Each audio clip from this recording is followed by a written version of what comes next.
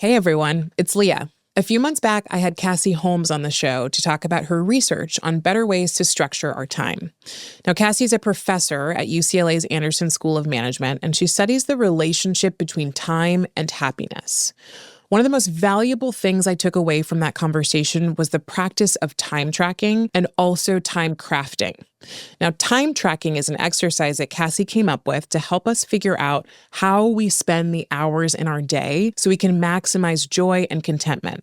So today on the show, I want to walk you through a time tracking exercise using my own calendar as an example, and then I want you to try it for yourself.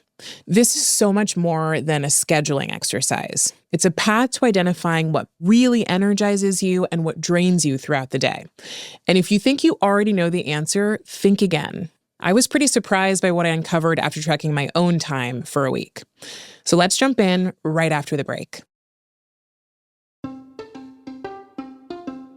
Hey everyone, from LinkedIn News, I'm Leah Smart, and this is Everyday Better, a personal development podcast where every week I sit down with some of the world's brightest minds and bravest hearts who use science and story to share strategies for how we can flourish individually, in relationship to others, and to the world around us. Okay, so if you want to lose weight, you keep a food diary. If you want to get out of debt, for example, you'd record your spending. In the same vein, if you want to invest your time better, one of the most valuable things we have, keeping track of how you're currently spending it is the first step. Once you know where your time goes, you can actually make changes that will help you spend more time on the things that matter and less time on those that don't. And this is how Cassie describes time tracking in her book, Happier Hour: How to Beat Distraction, Expand Your Time, and Focus on What Matters Most. So for the past week, I've been tracking my time in the same way that Cassie recommends, which is in 30-minute increments. And here's the important part. For each activity you do, she wants you to check in with yourself about how happy you feel. Now, you can do this either during or after the activity, but the important thing is to assign a number between 1 and 10 about how happy you are, with 1 being not happy at all and 10 being really happy. Now, I do have a quick note on using happiness as your primary unit of measurement here. So for me, happiness doesn't quite capture what's most important. I know from the many conversations that I've had on this show that happiness is an emotion. It's fleeting. It's temporary in nature. So basically, it's impossible to achieve a lasting state of happiness, which means that if happiness is your goal, you're almost guaranteed to fail. Also, something can satisfy you but not make you happy, like a really good challenge. So with all of this in mind, I chose to rate each activity I did in a day on an energy scale, with 1 being the most draining and 10 being the most energizing. But if happiness resonates with you, obviously, by all means, use that as a measure to compare all of the things you do throughout the day. If it doesn't, you can try using energy, or maybe it's purpose, how purposeful you feel in each activity. It could also be meaning, satisfaction, or something else entirely. Now, before I go any further, I want to play a little bit of my conversation with Cassie to help ground you in the research behind time tracking. We looked at what's the relationship between the amount of discretionary time people have and their happiness. And we analyzed data from the American Time Use Survey. So it captures among tens of thousands of working and non-working Americans how they spend their regular day. And with that, we could calculate how much time they spend on discretionary activities and relate that to their reported life satisfaction. And what we found is the data looks like an inverted U shape. It's like a rainbow or an arc where happiness goes down on both ends of the spectrum. So we see that, yes, those with too little time in this data set, those with less than approximately 2 hours of discretionary time in the day were less happy. Those are the time poor amongst us, and that's because they feel stressed. But what was interesting was the other end of the spectrum. We saw that happiness went down too, suggesting that there's such thing as having too much time. In this data set, it was those with more than approximately 5 hours of discretionary time in the day were less happy. And that was because of lower sense of productivity, that these people felt less productive and a lower sense of purpose. And from that, they feel less satisfied. Now, I will say that those who had a lot of discretionary time, but spent that time in really sort of fulfilling, enriching almost quote unquote productive ways that they did volunteer work, or they engaged in a hobby that was enriching and personally developing, or actually really investing in their relationships, you didn't see this drop off. It's not that more and more time was better. But what this points to is that there's this wide sort of swath in the middle of between 2 and 5 hours of discretionary time where the relationship is flat. And so for happiness or satisfaction, it's not about so much how much time you have available. It's really, okay, how do we spend the time that we have available? And for that, there are sort of two components of it. One is, okay, what are those activities that I really need to protect my time for or make time for? Those sources of satisfaction, the part of your work that contributes to your sense of purpose, versus those activities that fill your time, but it's not clear why, and they're, even if you dig in and like, is this really worthwhile? And it's not. Or those activities that sort of fill time almost like mindlessly. I have my students track their time. Actually, I suggest folks do this, is over the course of a week, tracking your time, writing down for each half hour, what are you doing? So your activity, and going more specific than work or socializing. But if you're at work, what particular work activity are you doing? Are you in a meeting? Are you, developing a PowerPoint? As importantly as writing what you did, is rating on a 10-point scale. How did you feel? So that coming out of that experience is a true gauge of how satisfying it actually was. And notably, this isn't me asking you, in general, what are those activities that bring you joy? Because we're not honestly all that good at predicting that or sort of even capturing it. This is from your own true experience. What are those activities that are satisfying? What are those activities that are less so? And there's some surprises that show up. So, my students will be like, oh my gosh, these activities that I look forward to as, sort of me time of social media or of watching TV, turning on Netflix at the end of the day. And then they look at their actual ratings. It's like, not only is it not very good, but it's actually pretty middling, if not negative. Or for TV, that first half hour is fun. But hour 1, 2, as you keep, clicking next episode, then people's experience of it actually can get quite negative. Meanwhile, these activities that, we might dread of like exercise, but seeing how it actually made you feel, not only from the activity itself, but the carryover effects, there is a lot of insight we can gain about ourselves of what are those pieces of our week that are sources of energy and joy. And what are those that are perhaps more draining? We also see just how much time we're spending on these various activities. And so for those of us who feel time poor, if you're like, when I did this, I was like, oh my gosh, I spend so much time on email. It takes up my entire life. It not only seems, but on paper, my entire workdays were email. And a lot of them were unhappy.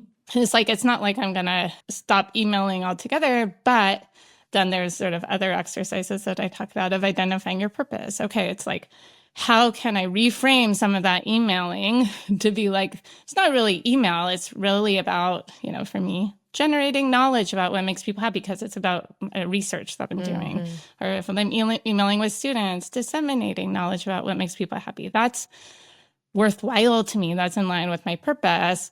But there's a lot of email that isn't. And given that I need to, for my happiness and satisfaction and sort of productivity of have the time for the stuff that matters, then actually maybe it is that I don't go to, inbox 0 and I can feel confident in those choices because I've identified what are those ways of spending that are worthwhile and what are those ways that are less so. After the break, I'm going to share what I learned after tracking my time, plus some tips on how to create a schedule that is maximally energizing. We'll be back in just a few moments.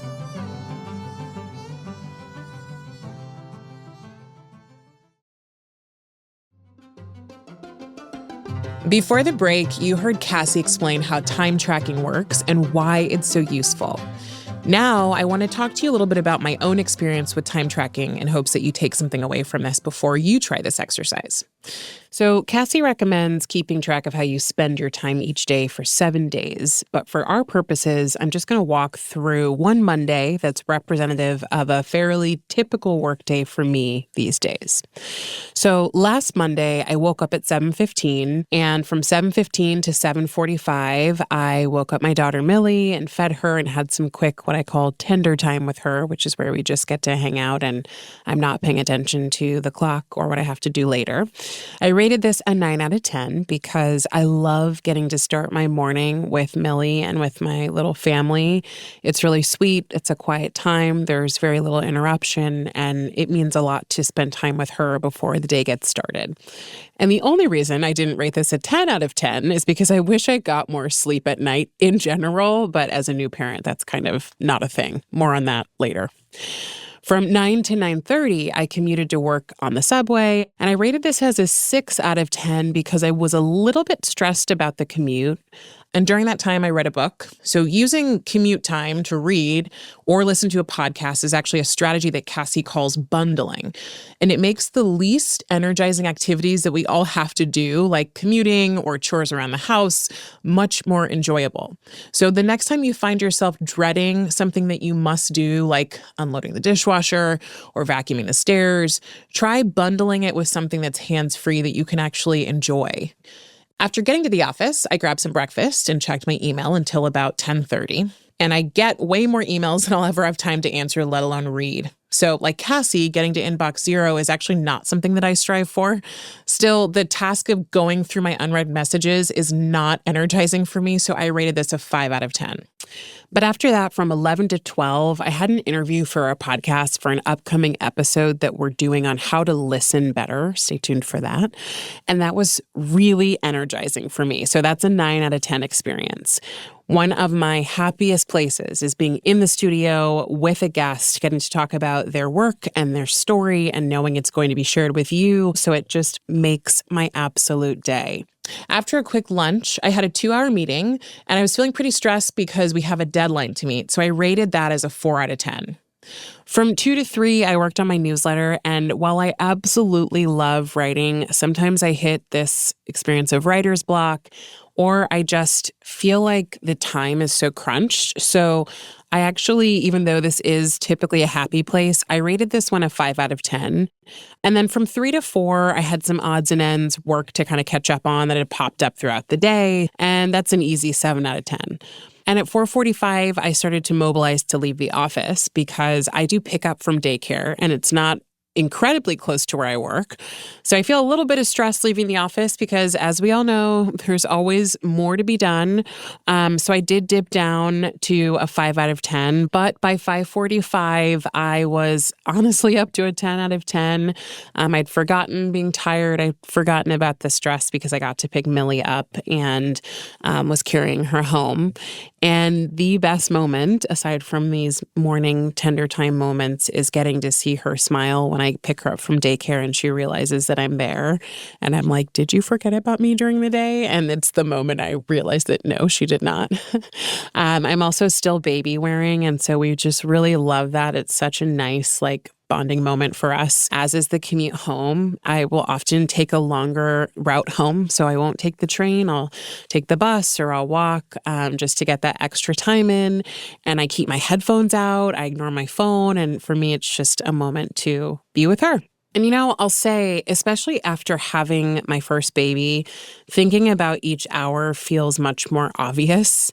I've spent the last few months really tracking my days by last feedings, last diaper changes, and next naps. Now, tracking it as I reconstitute my life at work and as a mother highlights how precious time really is. And I thought it flew before, but it flies so much faster now.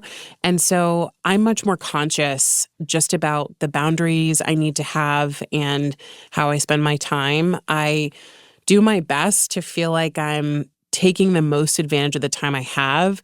But, as someone who is always wanting to get a million things done and often feels like my to-do list is never ending, it's also a good challenge to recognize that it will never all get done. And so as long as I'm doing what's most important to me at this time and what I'm sort of optimizing for right now, then I'm in pretty good shape. When it comes to our time, we have more choice than we realize. It just involves taking a step back and thinking through the options and the priorities, and oftentimes taking an action or making a decision that feels a little bit uncomfortable for the sake of what matters most. When I think about myself, I'm a recovering people pleaser. So my inclination is to say yes in the moment and to worry about how happy others are with me or how much they like me. But I am here to tell you that it's okay to say no. And don't forget that's always an option.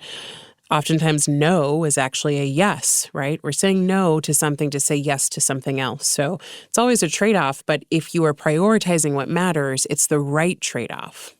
Anyway, I wrapped up my workday a little after 5, and while I'm on my way to daycare, I'll check my email and send some last-minute messages. And I got home around 6:30 p.m.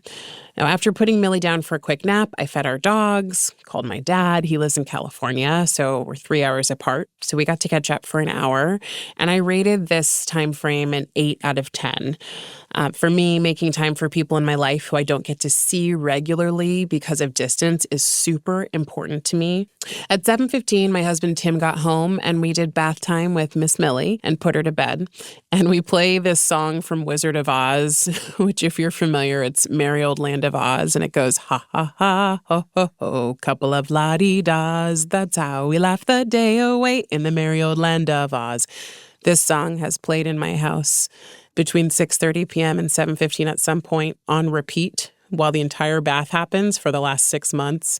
So this is our life now. And as soon as this song comes on, Millie knows what time it is. So it's really hilarious to see her realize, oh my God, it's bath time, because she loves the bath. She loves it. So again, this is of course one of my favorite times. When we're done with her bath, we then do tender time in her room, which is just, again, hanging out. We'll read to her, and then I put her to bed. And then we got sushi for dinner, and gosh, I missed sushi while I was pregnant. I rate this entire part of my night a 9 out of 10. Again, I just love having this really sweet family time and this really fun, silly routine that gets my baby into a really good mood, and all of us feel generally ready to kind of wind down. I will say there are those nights that she is completely losing her mind, and so I would not rate those nights 9 out of 10, but I got a lucky Monday this time. From 8 to 9:30, we caught up on Jeopardy and Wheel of Fortune. That was also an 8. And from 9:30 to 10:30, we watched Shark Tank. That's our nightly thing. And I also did some mindless scrolling on my phone, which I rate 6 out of 10. At 10:30, I got ready for bed while Tim took the dogs on their final walk for the day. I rate this an 8 out of 10 because I love my sleep and my skincare routine, to be honest, that I developed while I was on mat leave. Feels like a really nice way to end the day. And then at 10:45, I started my nighttime routine, which is getting into bed with a book and doing some reading until I fall asleep. Okay, so that was time tracking. Now that you're done with that piece, you're ready to actually time craft.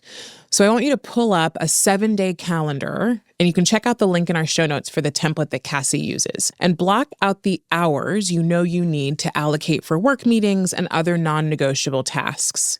Whatever time is left after you've blocked that time is yours to craft. Now, to get started, I would review the ratings you gave each of the activities that you log throughout the week. So what did you consistently rate as an 8, a 9, or a 10?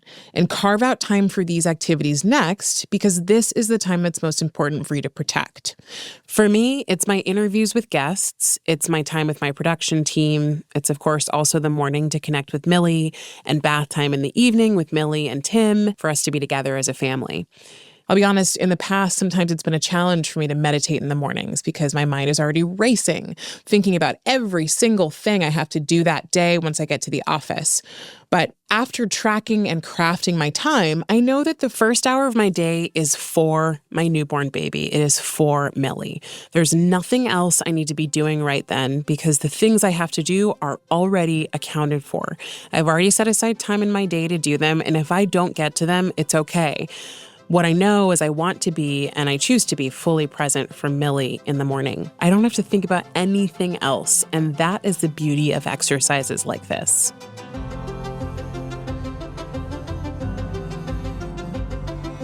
So go try it for yourself and tell me how it goes. Send us an email at everydaybetter@linkedin.com. That's everydaybetter@linkedin.com.